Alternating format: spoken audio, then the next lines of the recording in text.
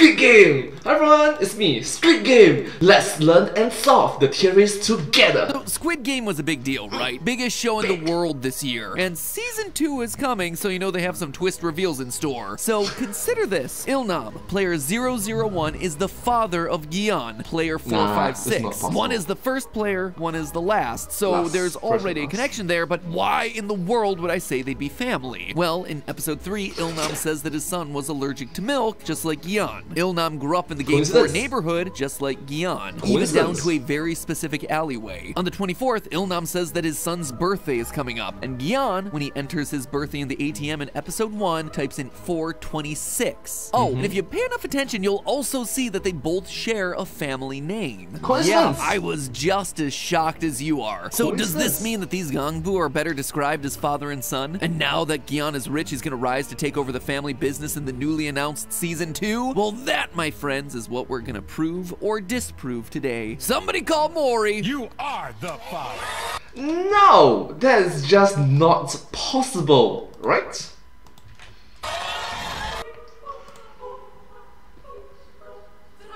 Hello, Internet! Welcome to Film Theory! Hello, Internet! Welcome to Film Theory! Hello, let's start. The show that looks at a popular show and thinks, I can milk you. all joking, but also not joking aside, Squid Game took not just the internet, but the whole world by storm, and everyone has been milking this cow dry. Even mainstream news outlets have been clamoring to find more content and fast. So they decided to scrape the bottom of the barrel and started to go where no mainstream news outlet has gone before. They started talking about theories. But not their own theories. Of course not. They started to write articles that just rehashed other people's theories. And of them all, there was one theorist that rose above the rest. One that mainstream media could not ignore. A theorist whose theories were recognized and hailed as brilliant the internet over. And that theorist was, on TikTok, man. TikToker Ruth Belpen had a post go viral when she proposed that our hero 456 Gyan and the twist villain number 001 Ilnam were actually related. More specifically, that Ilnam is Gyan's father. That the old man is actually his father. That's right, Squid Game just went and pulled a Star Wars on us and then forgot to put in the big reveal. I got it. Can you imagine it's like a Star Wars? Look, I am your father.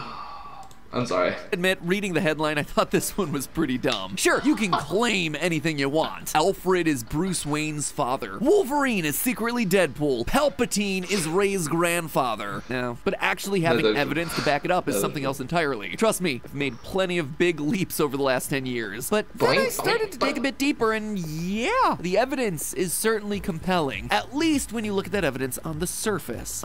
But it's just surface level of sus. But if you dig low back in, it's just coincidence. I've seen popular TikTok theories before that look good on the surface, but ultimately crumble under the actual research. So today, as the internet's self-proclaimed theory expert, we're putting this one to the test. Is it possible that Ilnam is Gyan's secret father, and that they're saving the reveal for Season 2? Ladies and gentlemen, it's Morty time. Leave your theories in the comments below. I'll pick my favorites in the next episode of Morty.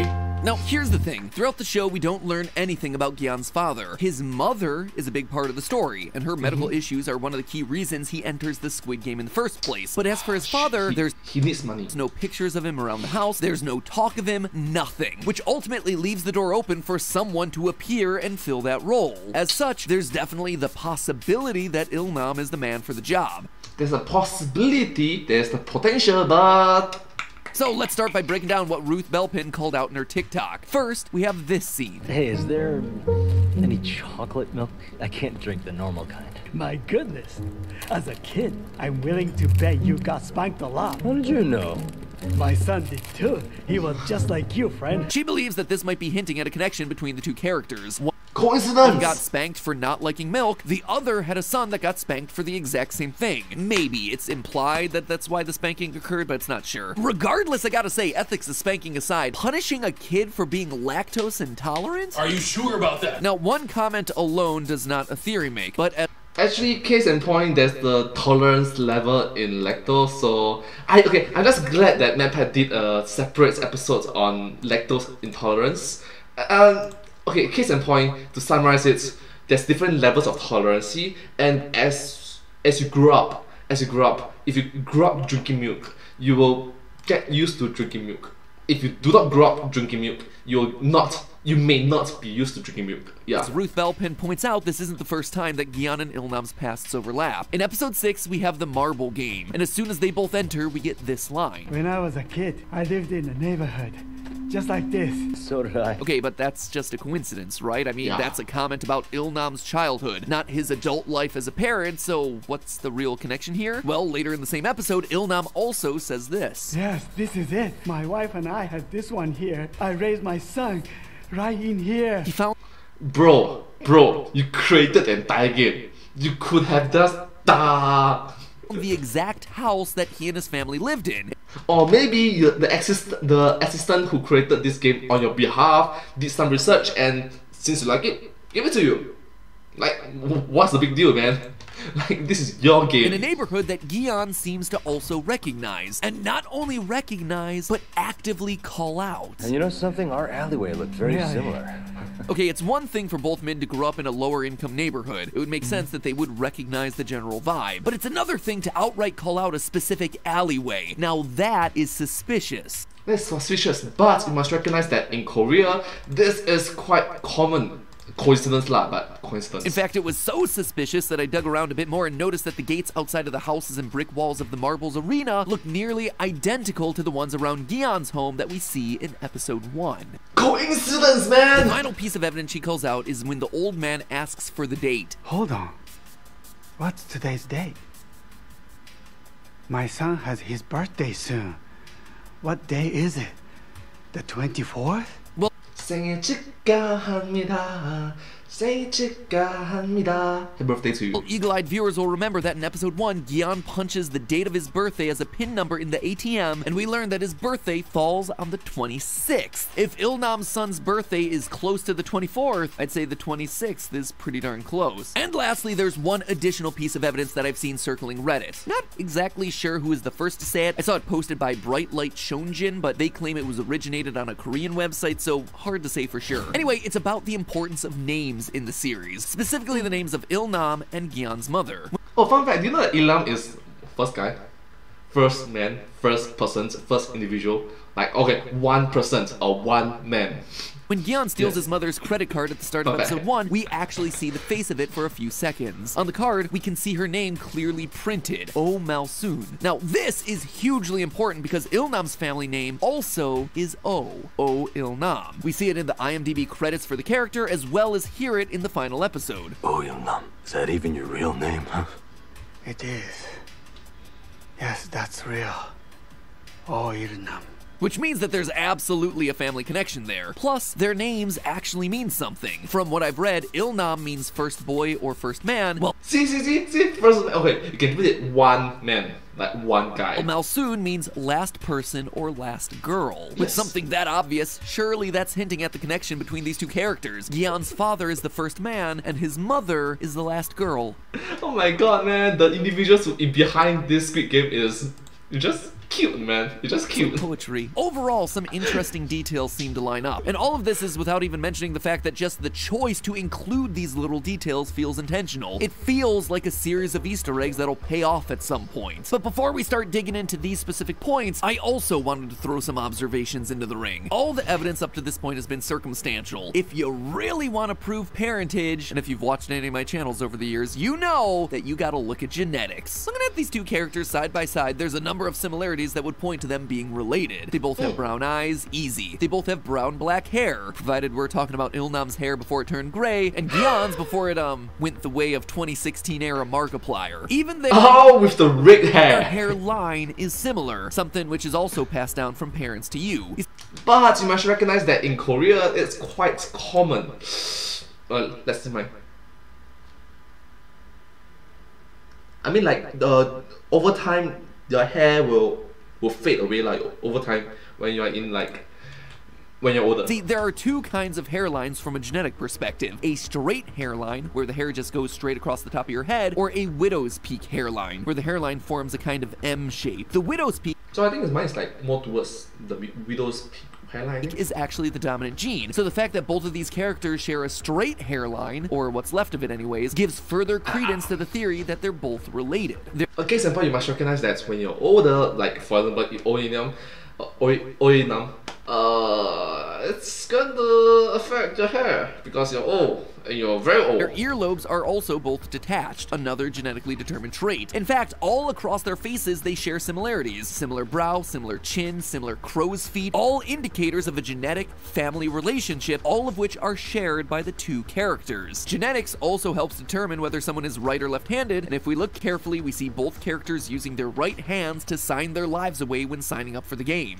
But you must recognize that all these characteristics all these traits are just very common. But genetics doesn't just affect physical features, it can also affect a person's personality. We know that Gian is a neglectful father, one that's now divorced and unable to fully commit to his daughter, even after he just won millions of dollars and has the chance to get on a plane to spend time with her. Father of the year right there, folks. Though we don't know much about Ilnam, we do know that he's alone on his deathbed in the final episode, which could imply that he too was estranged from his family. This would also explain why his memories of his son are all from when they were just a child, because there came a point when Ilnam just wasn't around anymore. Now, what I'm about to say might come as a surprise, and I gotta admit, I was taken aback by this too when I found it in my research, but to not share it seems like it would be irresponsible. You see, divorce seems to at least be in part tied to genetics. Yeah, when I found this in my research, I was just as shocked as you are. You see, for years, it was assumed that if parents were divorced, then the children were also more likely to get divorced thanks to the normalization of divorce in an established family environment. But there was a study by VCU and Lund University in Sweden that actually found that genetics play a bigger part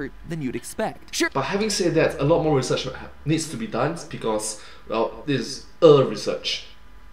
Multiple research to clarify, to back it up. Genetics don't physically give you a desire to divorce, but what genetics can affect are your base emotions and your brain chemistry. According to the study, people can inherit high levels of negative emotions. This in turn caused people to see their partners as more controlling or generally view them in a more negative light, which in turn would lead to a higher chance of divorce. This isn't the only psychological trait that can be passed down through genetics either. There was a study carried out by the University of Missouri and the Queensland Institute of Medical Research on 2,889 pairs of twins to see whether genetics played a role in their gambling habits. It turned out that an identical twin was more likely to have gambling habits if the other twin was also a gambler. This boiled down to them estimating that if someone had 3 or more pathological gambling symptoms, there was a 58% chance that it was inherited by their parents. Gian is a compulsive gambler in the show, and we can reasonably conclude that Ilnam is as well. He created the games, he entertains the VIPs, he even gambles with Gian on his deathbed. Is this conclusive evidence? No. But is it evidence that we can add to the pile? Absolutely. So that's it. Theory confirmed, right? No, that one is not solid evidence. No, pack it up and call it a day. Said no one ever. See, all this evidence is pretty darn convincing until you do what I do and overanalyze the over-analysis. And that's when things start to fall apart. Let's start with the name connection, which to me is one of the biggest things holding this thing together.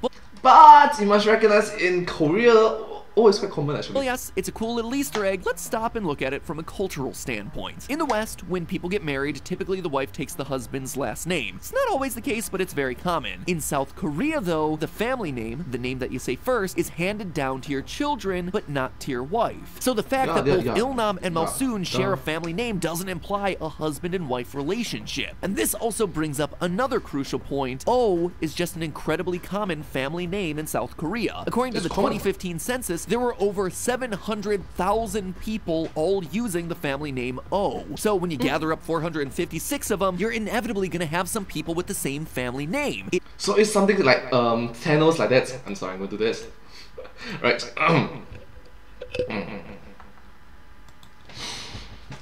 I am inevitable.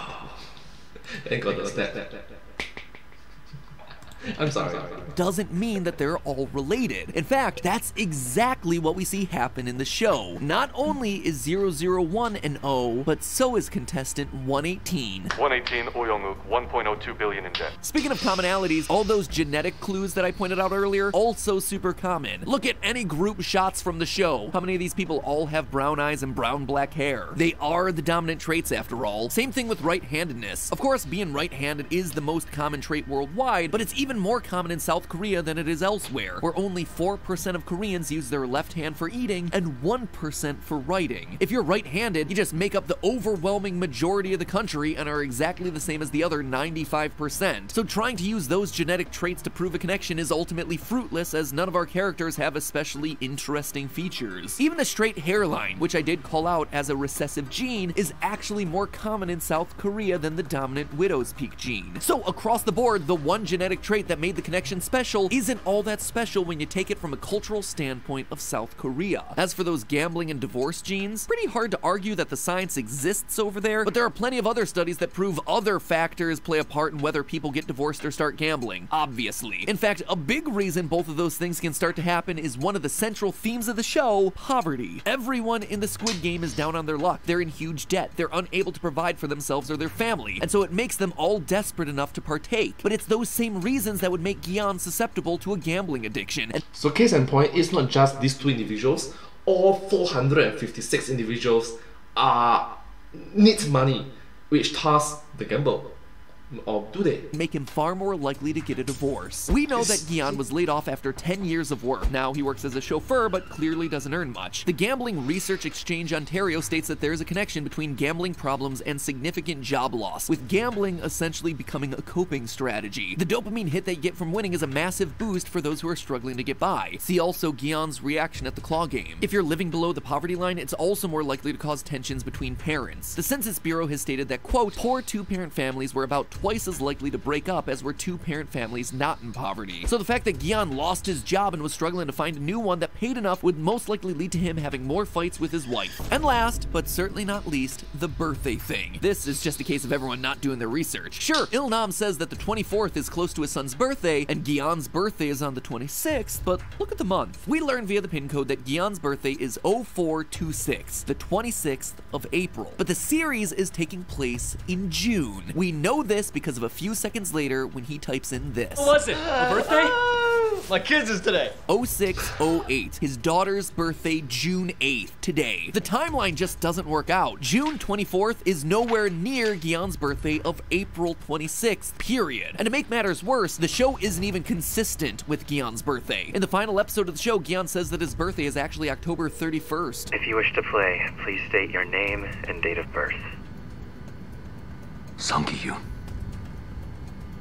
October 31st, 1974. October? What? Now something is just completely wrong. Not only is that just a huge mistake for continuity, but if this was meant to be some sort of clue alluding to a connection between a father and a son, yeah, you'd think they would have taken the time to ensure that they had gotten it right. But all of this hard counter evidence aside, the fact of the matter is that a twist like this just doesn't make sense. We hear Il-nam talk about his wife and kids on a few occasions, how he'd come downstairs and watch his wife make breakfast, or how he'd watch his son playing outside with his friends. Children start to form long-term memories from the age of 1. If his son was old enough to play outside unsupervised, he's clearly older, and the older he gets, the more memories that his brain is gonna remember. So if Il-nam was the father, how does Gi-yeon not remember his father's face? He also doesn't respond when the old man says, "This is the one," and walks into what was supposedly a model of his old house. If Gi-yeon was indeed his son and was old enough to play outside in the courtyard, then surely he too would remember that childhood home, and it would be a moment that the show would call out. To me, this theory is a cool idea, and I like the evidence a lot, but I think we can safely say that it's just not true. It is debunked. I think Squid Game is incredibly clever and has found a really interesting way to cover a sociological issue, but I don't think it's setting up a Darth Vader-esque moment. At least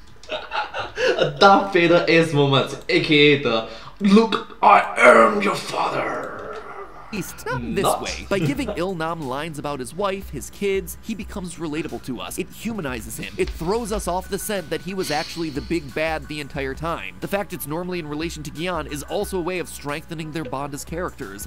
Like, who would have thought? It was Agatha. Oh no, that's a different genre. It was Il-nam all along. Making Gi-yeon's betrayal of this forgetful old man and his eventual fake-out death even more heartbreaking. It forces us to subconsciously compare the two of them, creating this natural way to make us realize how similar they are, but ultimately how they became different people. Il-nam used his fortune to create the Squid Games, but once Gi-yeon won, he used it to help people, showing us the one trait that separates him: a trust and care for humanity. This line of thinking is what I believe we're gonna see in Season 2, seeing whether Gi-yeon is able to hold on to his morals. Throughout Season 1, he was shown to be very similar similar to Il-Nam, and now he's even more so thanks to the money that he's won. So Gi-on in Season 2 is gonna face a choice. He's gonna be like Luke Skywalker and have to decide whether he keeps his morals and trust for humanity, or do like the frontman did and join the dark side and host the Squid Games. And I'm not even guessing about this. The creator of the show has literally come out and said that this is likely what's gonna happen, which doesn't hit nearly as hard if we haven't seen a connection and similarity between these two characters. Moreover, you must recognize that the show Squid Game is a global sensation. It's just globally famous. Especially that moment when Il-Nam gives Gi-on his 001 jacket, showing a symbolic passing of the torch to the next generation. Question is, will Gi-on accept that offer? And the other question is, can Season 2 possibly rise to the heights of Season 1? I guess we'll just have to wait and see. In the meantime, remember, it's all just a theory. A film theory. And cut. Hey, do you know where in the world you could possibly get away with a legal version of the Squid Game? We found it, and it might actually have lore implications. That video is on screen right now, so if you're interested, click it. And if you're interested in debunking the bad TikTok theories that have been circulating around these days, make sure you subscribe to the channel. Welcome to the Loyal Theorists. Thanks so much. Subscribe and ring the notification bell as well. Thank you so much. And I hope to see you all in my next video. Anyways, if you do like this video, please remember to like, share, and subscribe to my channel, and comment down below if you have any share of us. Don't forget to follow my channel and sincere appreciation of support and encouragement from work. Thank you so much, you're the best, and I hope to see you all in my next video. But hey, that's just a theory, a film theory, and cut. Thank you.